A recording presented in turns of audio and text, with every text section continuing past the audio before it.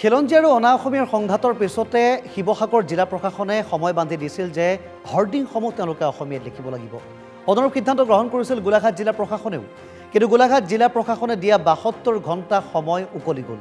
হাতে হাতে এবাৰ ক'লা ৰং লৈ বজাৰত ২১ জনগোষ্ঠীয় উমৈহতীয়া মঞ্চ ব্যৱসায়িক প্ৰতিষ্ঠানৰ হৰ্ডিংসমূহ অসমীয়া ভাষাত লিখিবলৈ দিছিল সময়সীমা আৰু এই দাবী মানি নোলোৱাত ইংৰাজী হিন্দী বেনাৰত ক'লা ৰং সানিলে এইসকল লোকে অসমীয়াত জয়াই অসম লিখিবলৈ উমৈহতীয়া মঞ্চৰ দাবী আৰু শেহতীয়াকৈ গোলাঘাট জিলা প্ৰশাসনে যি ৭২ ঘণ্টা সময় বান্ধি দিছিল এই হৰ্ডিংসমূহ সলনি কৰিবলৈ, যিসমূহ প্ৰতিষ্ঠানে বা যিসমূহ ব্যৱসায়িক প্ৰতিষ্ঠানে এই হৰ্ডিংসমূহ সলনি কৰা নাই তেওঁলোকৰ বিৰুদ্ধে এনেধৰণে ওলাই অহা পৰিলক্ষিত হ'ল ২১ জাতীয় সংগঠন।